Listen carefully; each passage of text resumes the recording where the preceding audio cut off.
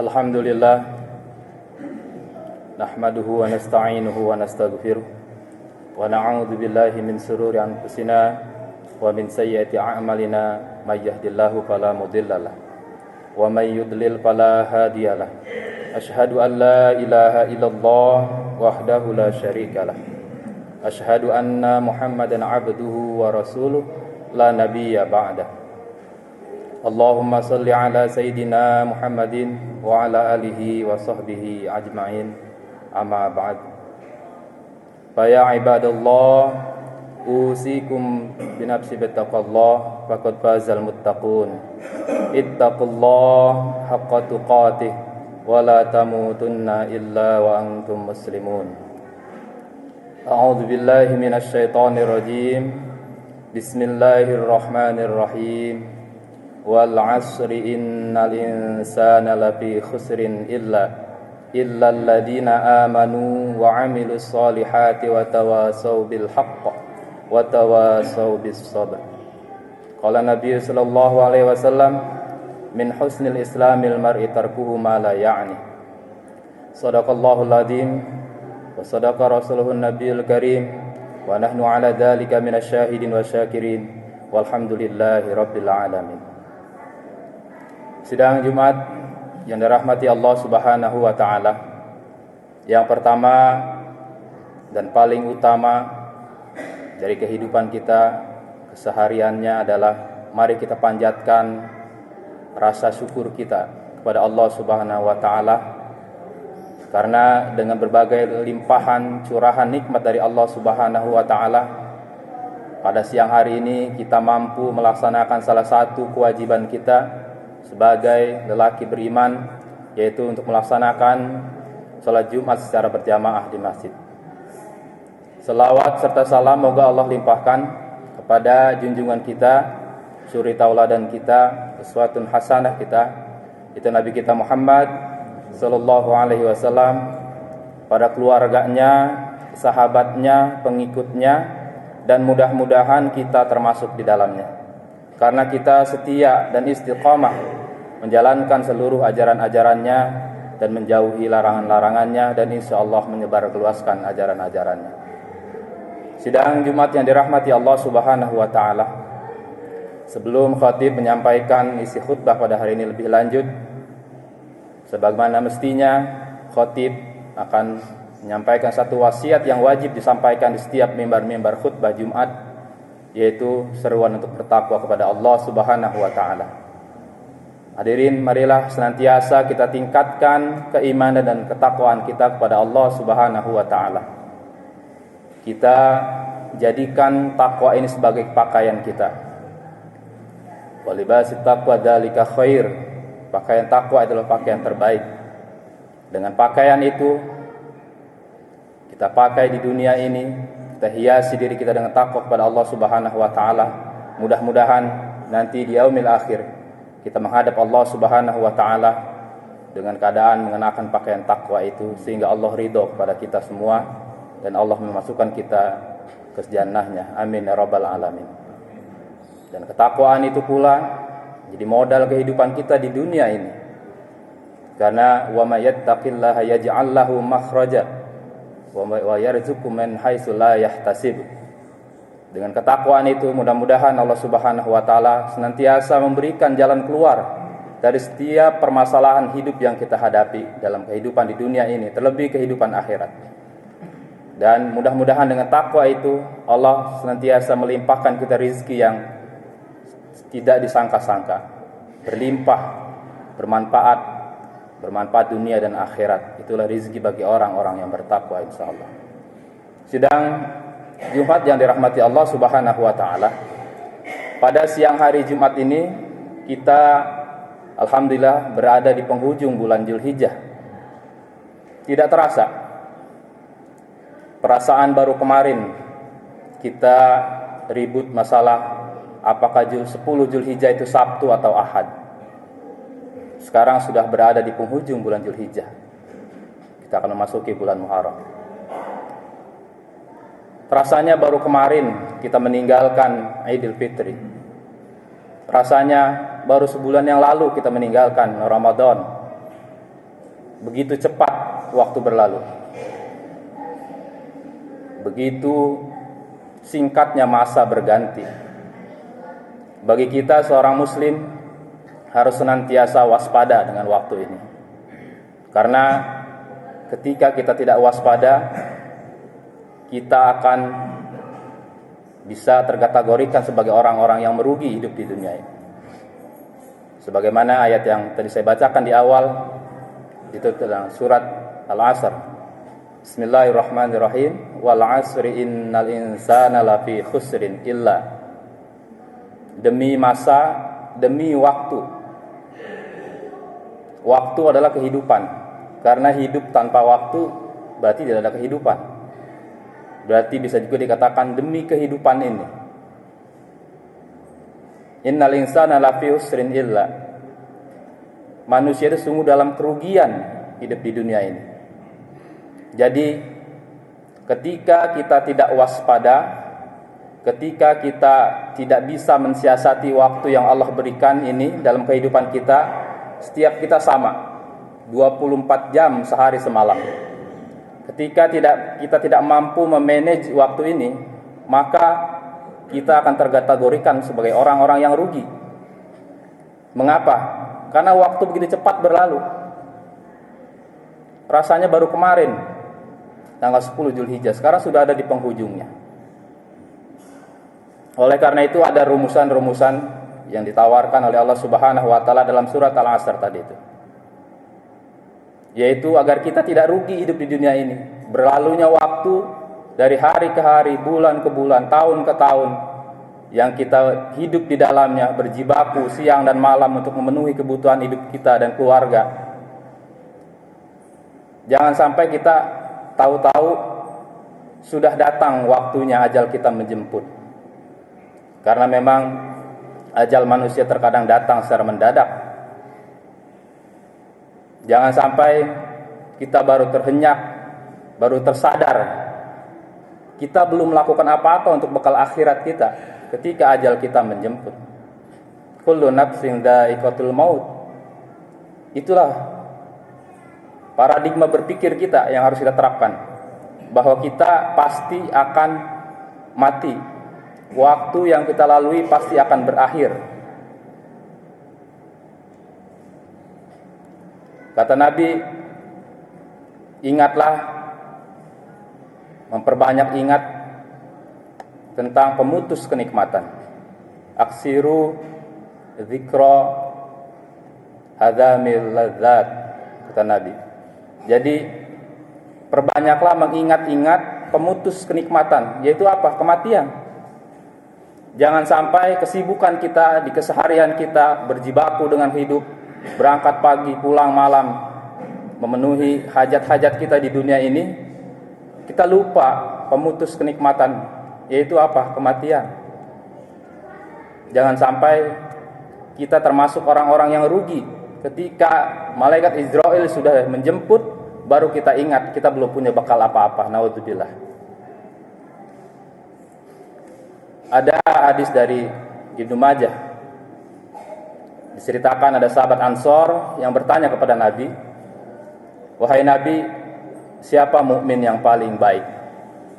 Kata Nabi, yaitu yang paling baik akhlaknya.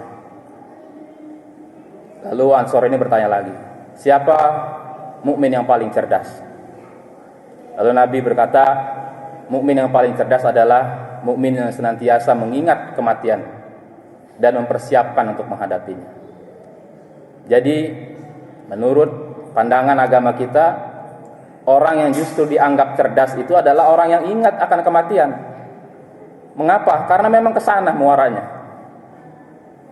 Banyak orang yang berambisi akan dunia ini, tentu saja boleh berambisi dengan dunia, dengan niatan untuk kebaikan, tapi terkadang kebanyakan lupa.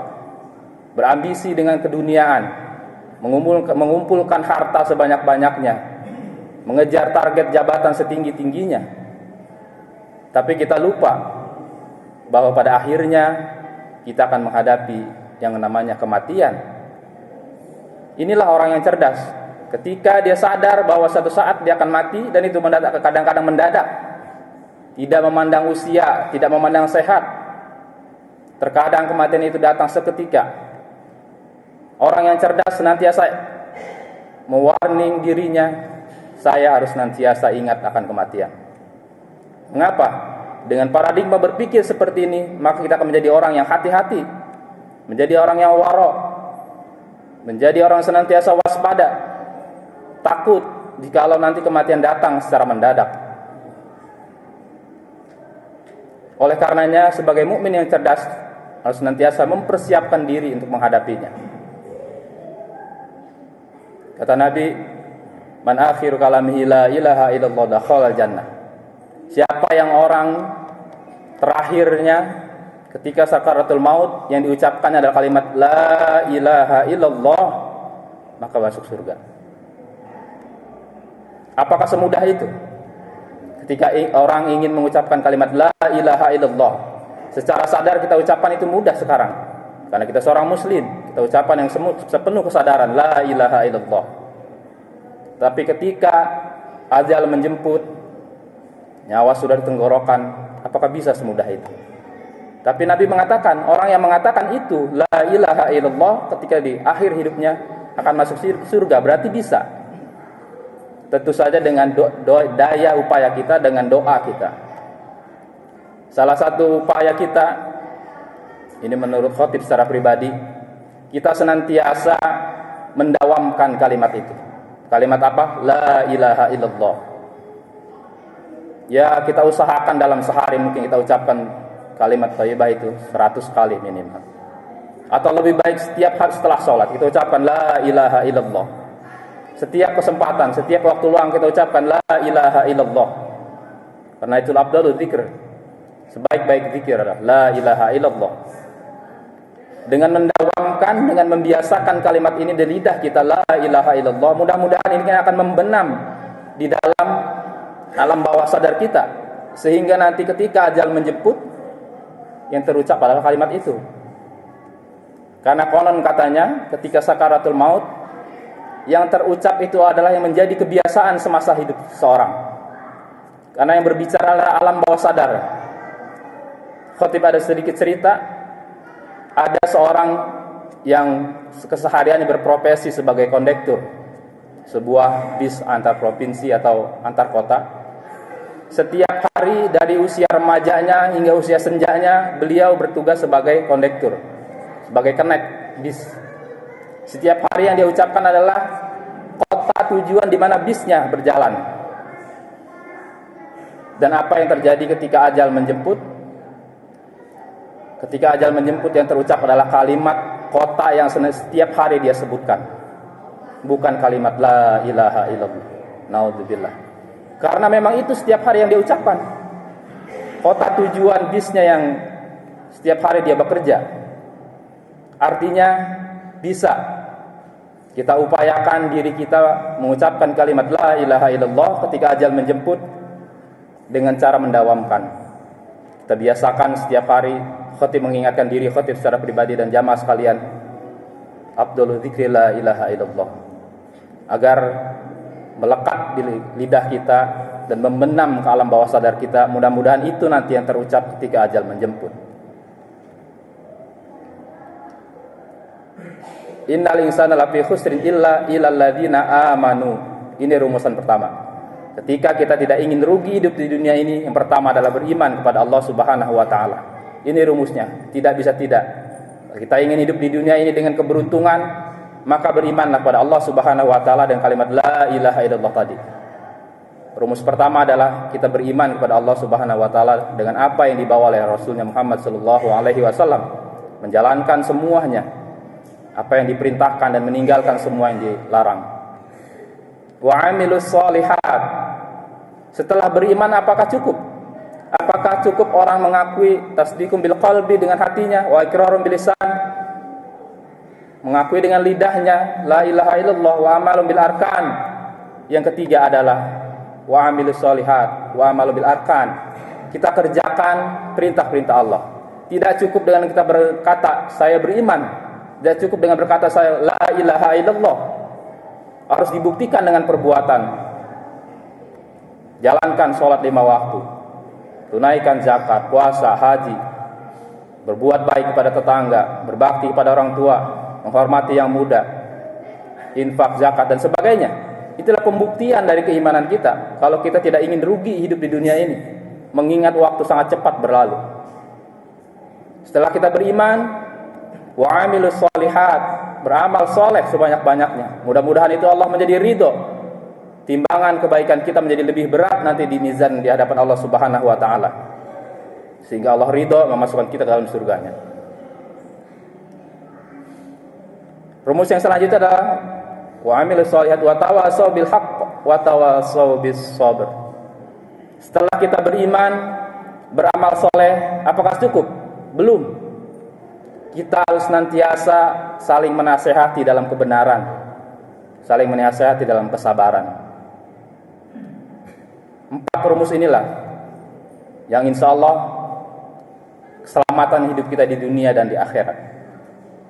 Allah sudah ingatkan di awal ayatnya bahwa kita bisa jadi orang yang rugi, tapi Allah memberikan rumusan agar kita tidak rugi. Yang pertama adalah beriman, setelah beriman kita beramal soleh, selanjutnya kita saling menasihati dalam kesabaran, kebaikan dan kesabaran, kebenaran dan kesabaran.